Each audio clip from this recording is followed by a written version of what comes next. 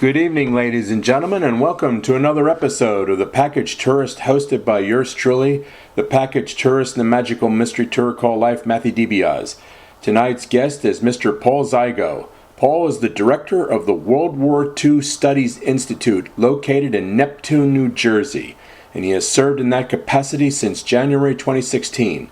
Before then, Paul worked at Monmouth University for 11 years and taught at Brookdale Community College in Lincroft, New Jersey for slightly over 38 years. Tonight, we will be discussing the mission of the World War II Studies Institute. Mr. Zigo, welcome to the show. It's a great honor and privilege to have you here. I'd like to start off by asking you, Paul, would you please tell our listeners what exactly is the mission and the goals of the World War II Studies Institute? Matt, again, thank you for truly enabling me to be on your program. Regarding the Institute, it's an institute that's dedicated to stimulating and fostering the study of the historical, political, social, economic, and military aspects of World War II. And truly do so in order to provide all with an understanding of the impact of the war on world history. Matt, historians today view World War II as the most significant event of the 20th century. Now, with the Institute, the resource is open to all. And the goal is to educate the community about key events of World War II, the political and military leaders who waged the war and made peace, and those who served on the battlefield, as well as on the home front. Key thing here, Matt, is not just to provide an insight as to what happened, where it happened, when it happened, but most importantly, why did it happen? And that's what these programs that I have put together are dedicated to addressing. Now, Paul, when was the World War II Studies Institute founded, and what led to its foundation? All right, it was actually established in 2014. Now, the reason being is because I had retired from Brookdale Community College the following year, 2015. But when at Brookdale, I did establish what was known as the World War II Center Study for World War II and Conflict Resolution. That center featured programs just like the Institute now is doing. And what stimulated this whole thing was when I was teaching a course about recent American history. I had mentioned to the class that next week I'm going to present a class on the attack on Pearl Harbor. One young student in the back of the room stood up and said, "Oh my gosh, I hope she was okay. I hope she wasn't hurt." Oh dear me. And Matt, that's what stimulated my thought about establishing, all right, the Center for World War II Studies and Conflict Resolution at Brookdale, but upon retirement, what I wanted to do was keep that institute's mission alive and well, and what I did was establish then, therefore, the World War II Era Studies Institute, and today this institute offers the same type of programs as were offered on campus. However, they're offered to the community throughout, really, well, in this case, here at the tri-state area. Okay. I present programs throughout New Jersey, throughout the Philadelphia region, and throughout New York City, and I'm proud to do so. Okay. Now, Paul, is the Institute a museum where people can visit, where that quote-unquote has exhibits or interactive displays where people can come and learn? Is the Institute a museum, a proper museum? No, Matt, it is not. Okay. Now, does the Institute accept artifacts? No, we do not. But when I do get calls regarding items that are available via one family or another family, what I do is encourage them to contact the National Archives and talk to them about donating the items, or the Library of Congress in Washington, D.C. Okay. One or the other, I know, do accept items of this nature. key thing is, please, as I plead to every family, do not throw those archives out. Indeed. Now, does the Institute interview World War II veterans by any chance? And if so, how many hours of interview has the Institute stored? Okay. The Institute does not interview veterans, but I had, when I was at Brookdale Community College, established a cable network series known as The Triumphant Spirit, America's World War II Generation Speaks. And what I did was narrate every one of the programs. There were some 36 such programs that were produced. And they are available at Brookdale. But interesting enough, it's the Library of Congress that contacted me, and they wanted to establish a Veterans History Project featuring all of these interviews. And that did come about. So today, what you can do, if you're interested in any of the interviews, some 36 of them, all interesting and very, very emotional, you can contact the Library of Congress and ask about the Veterans History Program and its Triumphant Spirits series. Okay. Now, Paul, how is the World War II Studies Institute funded? Are you funded by the state of New Jersey or by the general public, sir?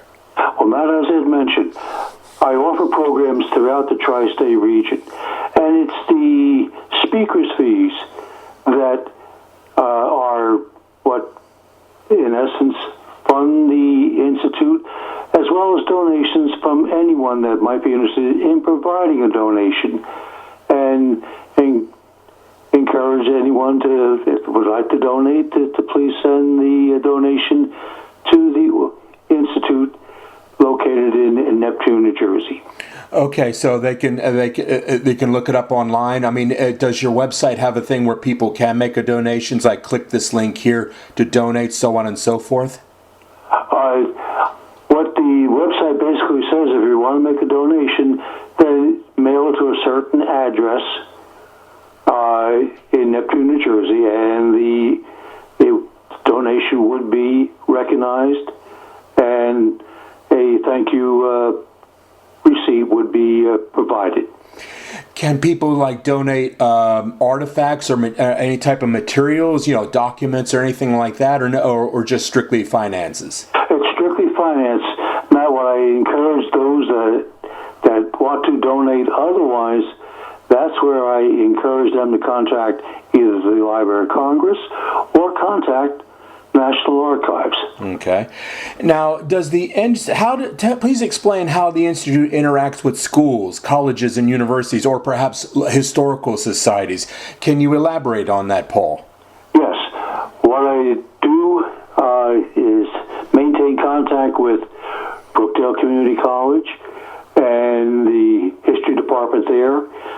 I maintain contact with the various county education commissions throughout the state and offer programs through that commission to their high schools and their grammar schools throughout the region. And regarding contacts with the United States Army War College and also with West Point. And it's via all these contacts that I am able to offer programs on behalf of the Institute, and those that I'm in contact with periodically so schedule those programs. Those programs can be offered and are offered in person. I'm the one that primarily provides the presentations, or via Zoom. And if they have a Zoom system in place, I can very easily access that system and present the program via Zoom. When you do your public speaking, Paul, when you talk, especially to students, what is the reaction that you get from students? Are they eager to absorb what the lessons you're trying to impart, in terms of preserving the memory and the understanding and comprehension of World War II? Are they getting it, Paul? Okay, Matt, that's major concern concern of mine, because regarding all the presentations that I make on a yearly basis throughout the tri-state region and beyond, it's rare that I'll see a young student in the audience. Typically, an audience might consist of anywhere from 25 to some 90 people at times. But as I look about, I don't see the youth of the area sitting there listening to the presentation, and I'm concerned about that. Matt, what I encourage all of those that do attend is to please talk to your sons and your daughters, grandsons, granddaughters, students or children that live within your community, and talk to them about World War II and its impact. And the reason I relay all this, because I'm firmly convinced that students coming through high school today are not receiving an education about recent American history. And also not about culture and not about geography. That I'm really, really concerned. The emphasis right now within high schools throughout, well, the state as well as the region is on science, technology, engineering, and math. Yeah. Not, as I just mentioned, on history, be it American or world history, or culture, or geography. The fact you mentioned to students nowadays, well, within a couple of months, we're going to be hearing a lot about the America's Forgotten War in Korea. And the immediate reaction of many students happens to be, well, where's Korea? Oh, dear.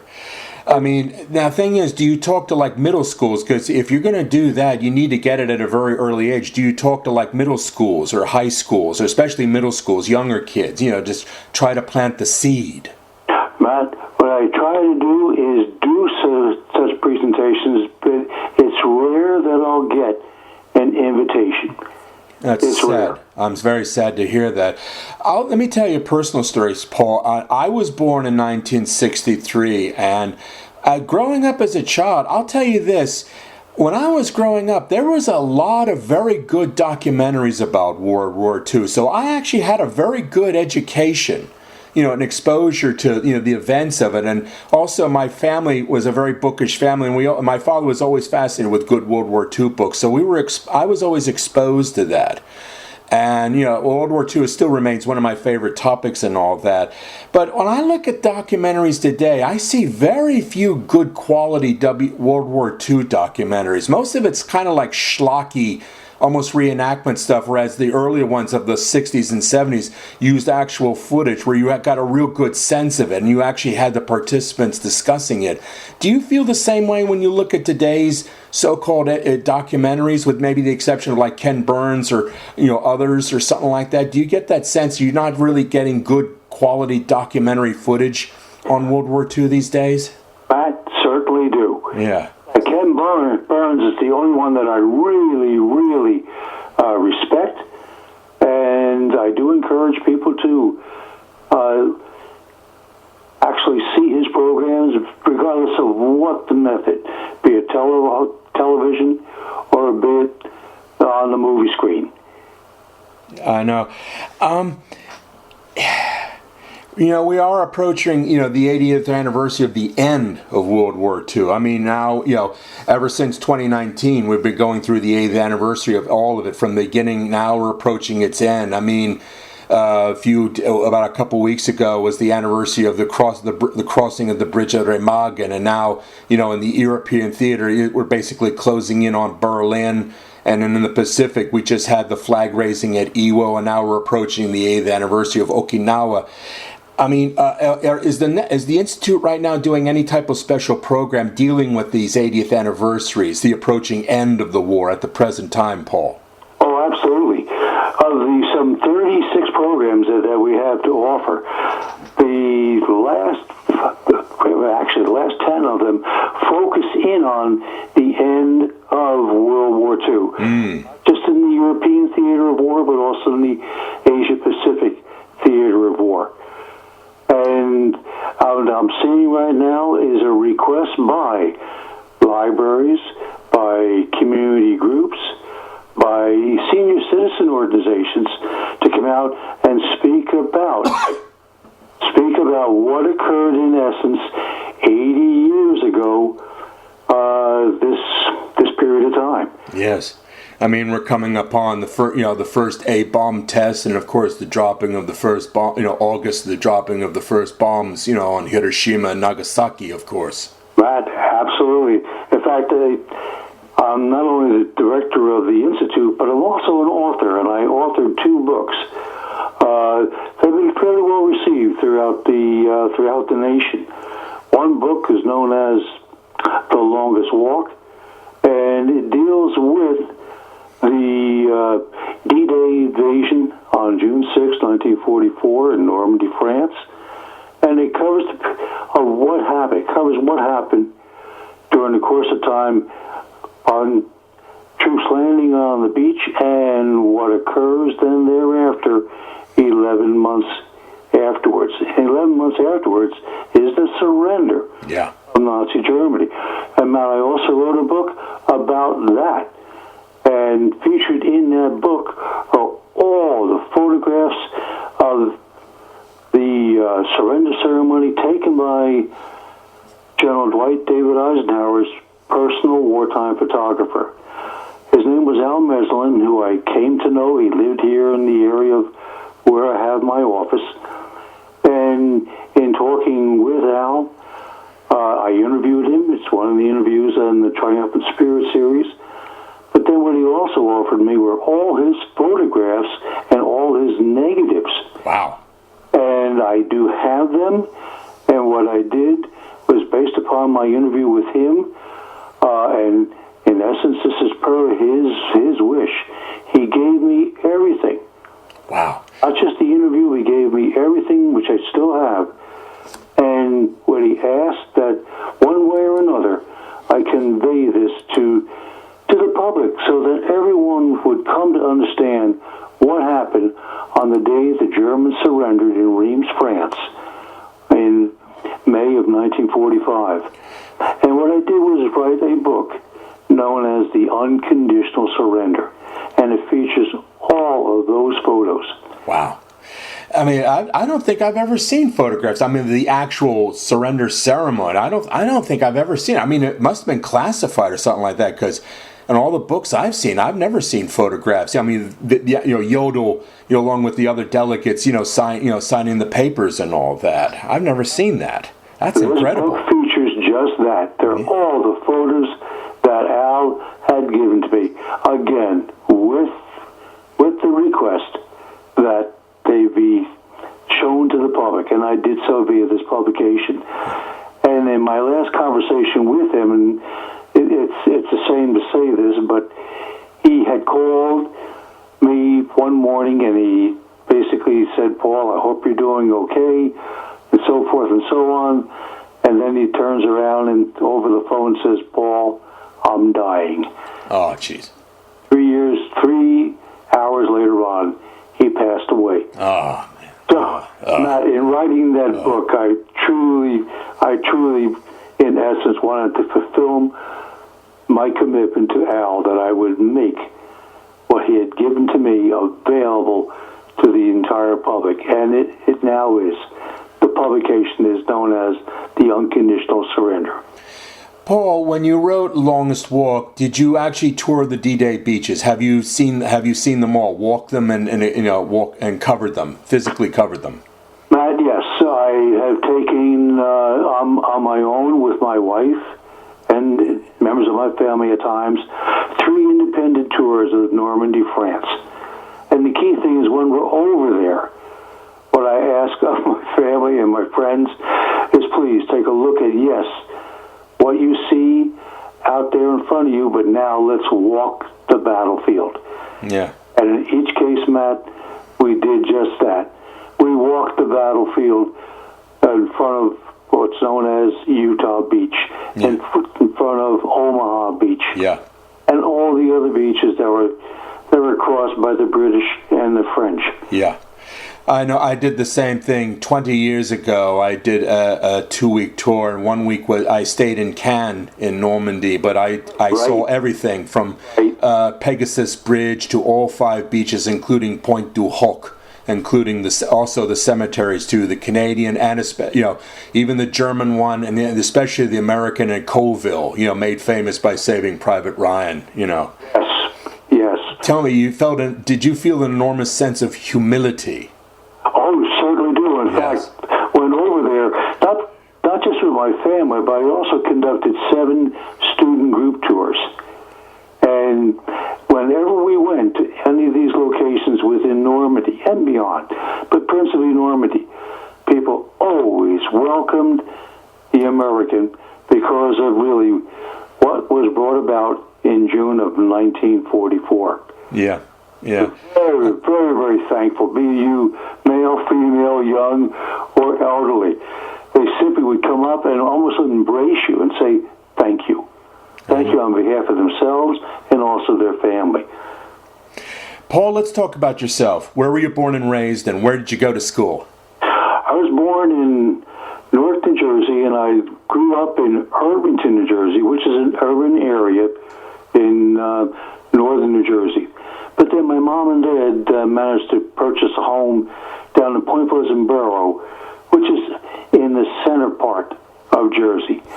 And I went to high school at Point Pleasant Beach High School. I'm very, very proud to say all this because living in an urban area, then after that moving into a suburban area or rural area, if you want to call it, it definitely contributed to my education.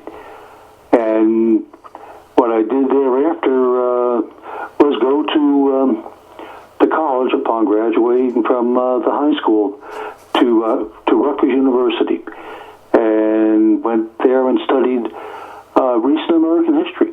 And also I was a member of the ROTC program there, and upon graduation I was commissioned as a second lieutenant in the United States Army.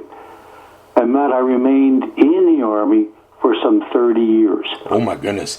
Oh, okay. So let's put it in context here. Now, did your father serve in World War II? Did any relatives serve in World War II? If so, where and in which branch? Okay. My Uncle John served within the U.S. military as the Army infantry enlisted. And what he did during World War II was serve as a prisoner of war camp guard in Texas. Oh my goodness! Germans? That was his responsibility when in uniform. As far as my dad, he was excused from draft, and reason being because he worked for a firm known as the Radio Corporation of America, based in Harrison, New Jersey. And what my dad did was a lot of electrical work for the firm, and in essence what they were working on were radio systems for the United States military and also television. And it would, because of what my dad provided in terms of the skill as an electrician, he was reclused from joining the military. Okay. What he did every weekend was go down to a naval base in New Jersey known as Naval Earl. And every weekend what he did was assist in loading ammunition upon the ships that docked there and then moved on out to the European theater of war. Wow. So it's an interesting background that my dad provided. Okay. Now, you said you yourself served in the military. When did you start serving? When did you, after you got your commission, when did you first serve? What was your years of service? Upon graduation in 1964, I was immediately commissioned, and because I wanted to have a skill within armor warfare, I chose armor as my branch. Ooh. And what comes about that is, upon graduation, I was immediately commissioned and then sent down to the armor school at Fort Knox, Kentucky. Ooh, wow. And trained as an armor officer. Wow. Okay. Because I visited Fort Knox myself some years ago, saw the Patton Museum there, which was awesome. Absolutely fantastic. It is a very, very amazing experience going to that museum. Yes. I always loved Carlo D'Este's biography of Patton. An absolute masterpiece. Do you agree? Yes. Yes. But because I was trained in armor, I was not sent to Vietnam. Because they were not... the time that I was going through my service, they were not using armor in Vietnam. Okay. So where was I assigned? Yes. I was assigned to Baumholder, Germany. Ooh. And served my 2 years of active service in Germany, confronting the East Germans on the other side of the Iron Curtain, and confronting the Russians on the other side of the Iron Curtain. Yeah. Cold War at its height. Yes, indeed. Here's the thing is, when you say Cold War at its height, when I was actually up there with my men, facing the East Germans, facing the Russians on the other side of the Iron Curtain, Yes. what we did as we looked at them is we turned our radios on. And we aimed the speakers at the Germans and the Russians. And they heard the Beatles, and they heard and so forth. So things that they didn't hear within their community, within their nation. Yes. And what I typically heard back from those on the other side of the line, because you could hear them, what they would say is, "You son of a bitch!" All they had was propaganda. Okay. That's the type of Yes. engagement that we had on along the Iron Curtain. But then thereafter, serving 2 years overseas, I came on back and then joined the New Jersey National Guard and served there for a period of time and rose to the rank of captain. And then to move on, I then in turn rejoined the U.S. Army Reserve and served for a good 30 years afterwards. Wow. Okay. Okay, let's talk about your favorite figures in World War II. Okay, let's start off. Who is your favorite World War II figure, Paul, of them all? Any come to mind?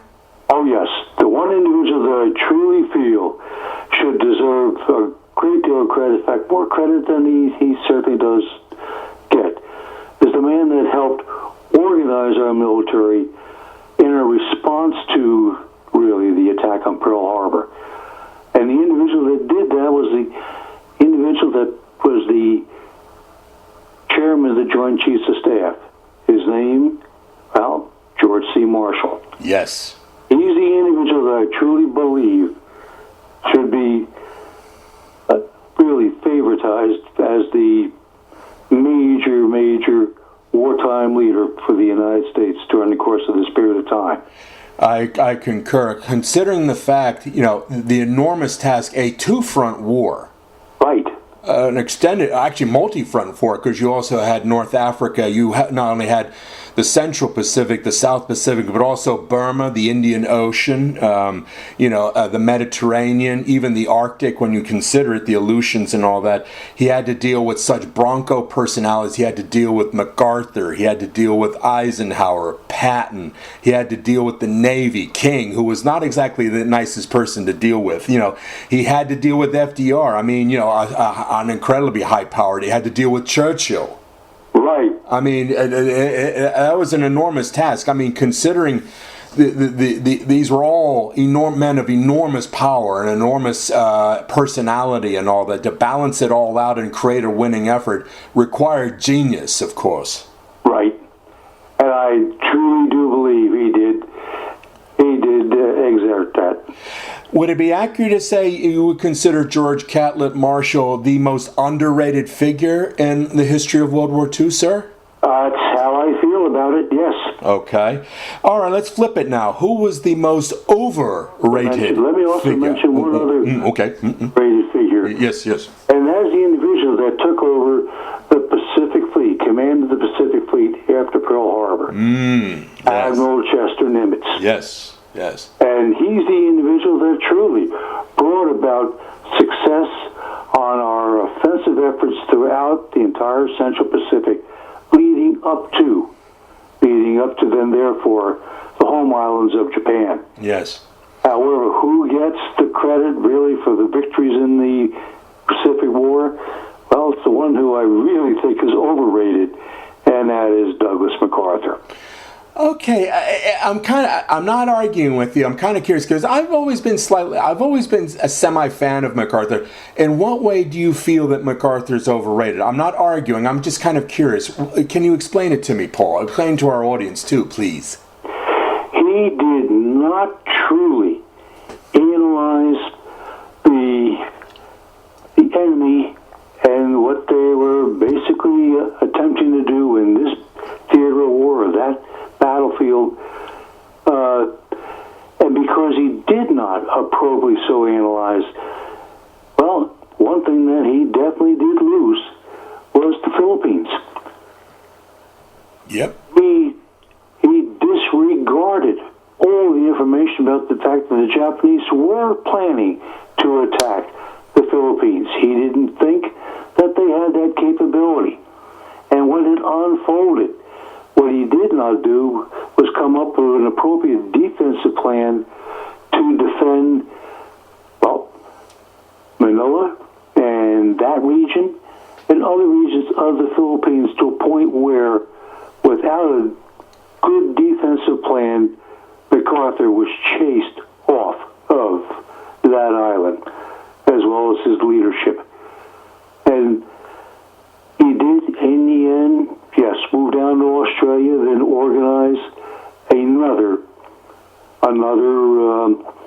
offensive plan to counter the Japanese military, moving throughout now the South Pacific.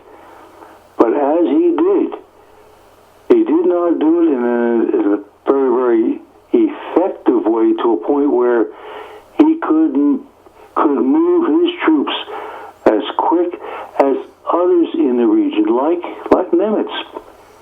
Okay. What do you think? Therefore, that's the reason why I truly believe MacArthur is overrated as a leader. I think he definitely underestimated the enemy, and because of it, suffered, well, one defeat after another. Ultimately, in the end, however, with the support of many, he does continue then to counter the Japanese and then move up through the South Pacific. But who moved faster? Admiral Chester Nimitz in the Central Pacific. What I think is the most amazing aspect of World War II, and I think young people don't fail to realize, was just how great our industrial capacity was, because at Pearl Harbor, 6 of our 8 battleships were resting on the bottom. We only had basically 3 carriers out in the Pacific, essentially, and all of that. And yet, by 43 and 44, we had the greatest fleet on the face of the earth. We had 17 aircraft carriers, about 900 carrier planes, and just by war's end, we had the greatest navy in the world, basically the greatest fleet probably ever assembled on Earth when you consider it. And that fact, I think that is an incredible figure of coming back. And I mean, in just less than a 4-year span, to create those ships and have those sailors and those crews and be able to deliver that type of devastating force that the 3rd/5th Fleet, especially Task Force 38 and 58, were able to unleash upon the Japanese. I think it's an incredible feat. Right, and I wholeheartedly agree with you. In fact, let me put it this way. The turning point of this entire war that we're talking about truly happens to be Pearl Harbor. And why? Yes, I know we suffered a devastating a bit of a destruction at that location, but look what it did thereafter. It brought the United States of America together, and thereafter, working with the European allies and working with our Asia-Pacific allies, we bring about victory 1945 in Europe and in September 1945 in the Asia-Pacific region. That victory would not have been realized by the Allies if indeed we did not get involved like we did after Pearl Harbor. Paul, I like to share with you a personal little theory of mine, a personal little thesis. It has always been my personal belief. I've never really publicly expressed this, but I always thought that the moment of America was at its absolute apex of power was September 2nd, 1945, when the Japanese formally surrendered on the Missouri there. When you consider at that moment we had the greatest Navy, the greatest Air Force, one of the greatest armies in the world, probably only the Russians in terms of size, but technologically, and we were the only nation with the A-bomb. It has always been my belief that that was the moment, the absolute apex of our strength as a nation, moral, industrial, economic, and military strength. And I don't forgive me for I don't mean to sound unpatriotic, but I always thought ever since that moment it's been slowly and almost imperceptibly downhill from that moment. Do you feel the same way or no? No, I do feel the same way. Yeah. I do feel the same way. The strength of America had come to the fore, and it was tested to a certain extent when the Korean War broke out. Yeah. And one thing about the Korean War, as many people do not really see, they see it as an American war against the North Koreans and our support of the South Koreans. Yeah. But it was a United Nations war. Yeah. Yeah. What Truman did in an appropriate way was once North Korea invaded South Korea, he then in turn, intervened as best he could with what forces he had overseas underneath MacArthur. But then what he also did was turn to the United Nations and asked for their support, and they so rendered it in 1950. Actually, the Korean War is and still remains seen as, by historians, as a United Nations war. I know.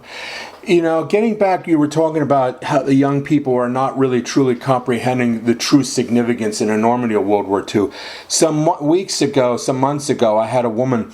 She works in Frederick, Maryland. She preserves military history for those veterans who served, in Frederick, Maryland, and all that. And she talked about World War I. And she said, she talks to the kids there at the local schools there, and she said it's a tragedy. She said none of the children have any comprehension about the enormity of World War I, which of course made possible World War II. Right. And in a sense, you're telling me the kids today are not really truly comprehending the genuine significance of World War II, how it affects us even today. Look at Ukraine. I mean, that is a byproduct of World War II when you consider it. Matt, and all that. I know, and all that. Yeah, and and the fact that she says no one's comprehending World War I. I mean, you're seeing this in. It's. I shudder to think of the day when the last World War II vet dies. Will that memory die too? I mean, for all of us, and that could very well be. I know.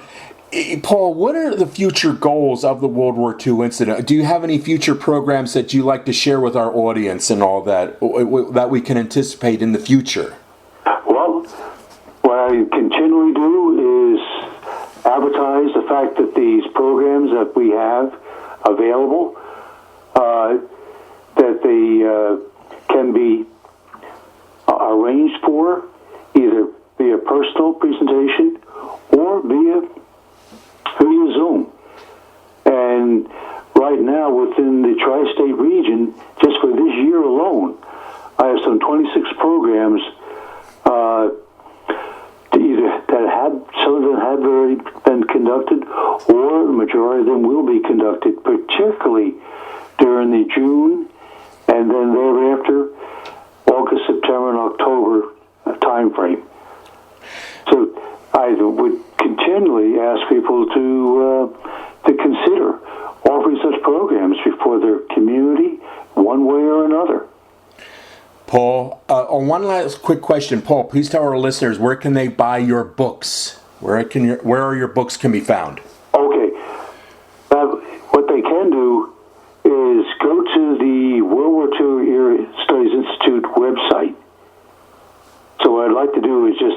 state what the code for the website happens to be. Go, yes, please. And that is www.ww2erastudies.com. Okay. I'll say that again, www.ww2erastudies.com. By going to that site, you can gain view of all the programs that the Institute has to offer. You can check out the books that are available, and also read a summary of each one of or a description of each one of the books, and order them right via the website. Paul, I want to thank you so much for appearing on the show, and may God bless and keep you and the Institute, and continue with your magnificent work. Matt, thank you for the invitation, and thank you for your interest. If you would, please continue it. Oh, I always loved I mean, that and the Civil War are my two things I always love reading about, studying that. And, I always look for a good World War II documentary. I remember as a kid watching World at War. All right. Yeah. Okay. Yeah. Take care, Paul. God bless you. Take care, Matt. Thank you. Okay. Bye-bye. Bye. Stay tuned, ladies and gentlemen, for next week's show where I will be interviewing Dante Terese. Thank you and good night.